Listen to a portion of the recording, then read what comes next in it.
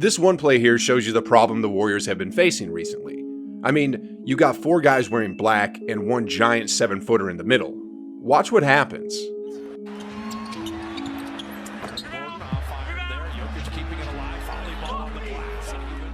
And here, Jokic just bullied his way inside with practically zero resistance. After starting the season 18-2, the Dubs have dropped 4 of their last 5. Are Steph Curry and the Golden State Warriors in trouble?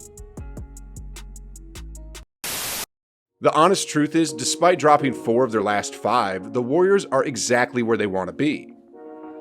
I mean, despite all the bad beats the Warriors have suffered recently, despite what all the analysts are saying, the fact of the matter is Golden State still holds the 2nd seed in the West with a 42-17 win-loss record. And in case you're wondering about the Dubs' recent slump, the main reason why they're losing so much as of late is because this guy is basically nowhere to be found.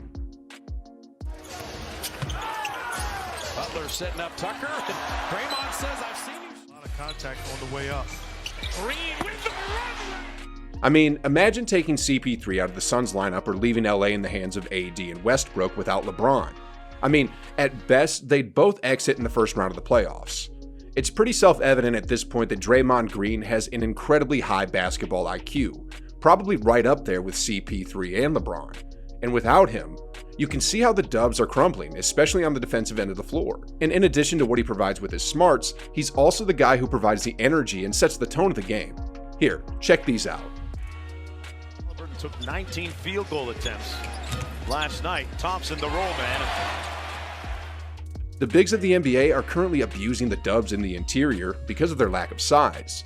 But when Draymond's there, his presence changes things. He's strong enough and smart enough to make bigs think twice, and that momentary lapse is all Draymond needs to take advantage of the situation. So give me Looney by myself. And even if he's clearly undersized in height, Draymond can hang with the bigs using his wide frame, and he also has that quick reflex to swipe the ball from them. The point that I'm driving here, guys, is that Draymond provides so much on the floor for the Warriors on so many different levels that if you rip him off from the squad, there's no doubt the team will start performing poorly since one of the most critical components of the system is now essentially gone.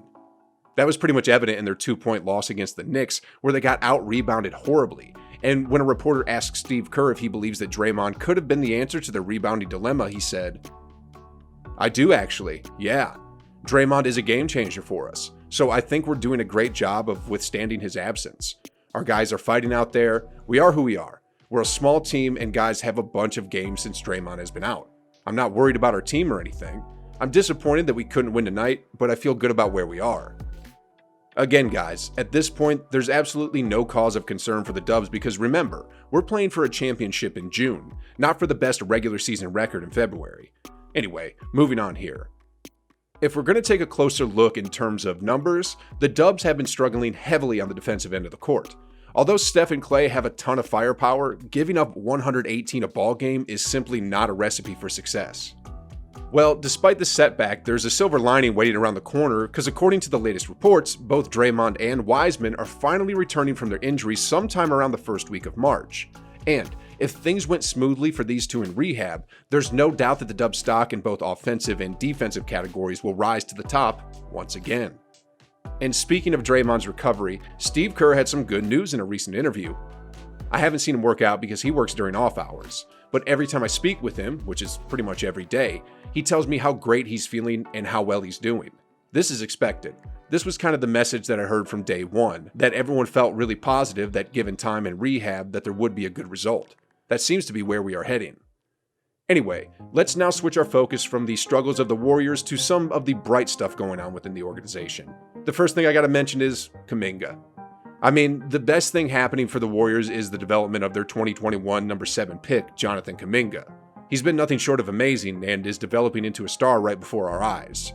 From being able to drive to the basket, to battling on the boards, getting putbacks, drawing fouls, making the free throws, shooting the open threes, Kuminga is doing it all for the Warriors, and he'll be an important piece once the Warriors reach the postseason. Earlier this season, Draymond Green said it best when he said, "I think for us to go far, he is going to have to play a part in that. He just has some things that none of us other guys bring to the table. Some of the things, the tools that he has as a basketball player, as far as his quickness, his speed, his athleticism, his strength, and youth, the majority of us don't have that.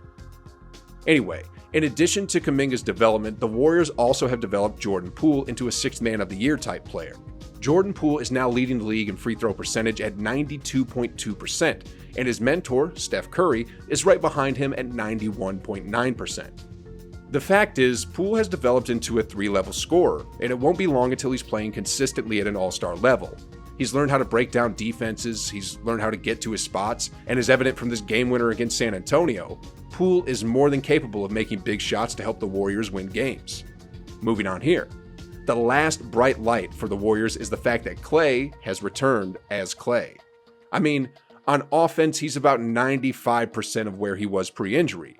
I mean, did y'all see how he just put away the Lakers? Bradley deflects it to Thompson, hits the three! Back to Thompson, quick release, puts it in! Back out to Thompson, another three, it's good! Sheesh, guys.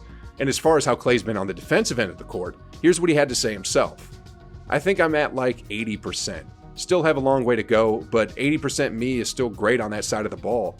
I can use my strength to body guys, my size to body smaller guards, be solid against big men. I can still switch. But as far as my lateral quickness, it's about, from where it was, it's about 80-85% from where it was. I know it'll take time to come back. There will be bumps in the road. The Dubs still have 23 games left on their season schedule. And when Draymond and Wiseman get back, there will be about 15 games left to build chemistry with the rest of the guys and for them to get the rhythm back before the playoffs start. Earlier, we had Steve Kerr talking about Draymond's progress in his rehab. Now let us hear from James Wiseman as he talks about his possible role and expectations when he finally goes back on the court. Just whatever coach needs me to do. Get out there, run the floor, block shots, get rebounds, and just do the simple stuff. That's really all my expectations, to be honest. I put a lot of work in the weight room, just putting in that time. I wasn't able to do lower body stuff during the offseason because I had a brace, so I was just doing a lot of upper body just to get prepared for this year. With a healthy James Wiseman, Draymond Green, along with their nuclear young core and their ever-reliable vets, the Dubs are going to be looking swole with all that firepower that they have on the offensive end, complemented with their diverse versatility on defense. Now, if the playoffs started today, the Warriors would be matched up with the Wolves in the first round, Grizzlies on the semis, and finally the Suns in the Western Conference Finals. With a healthy Warriors roster at full strength, none of these teams really stand a chance, and come June, we should be seeing the trio of Steph, Klay, and Draymond head back to the finals for an opportunity to get ring number 4.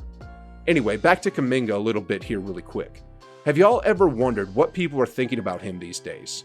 I mean, Charles Barkley, Shaquille O'Neal, other players, other coaches. What does everyone think of this dude? Well, no fret. I got the video for you right over here, where I go over what analysts, coaches, and players think of Kuminga, and trust me when I say that you don't want to miss this video. Click the video, guys, and like always, I'll see you on the other side.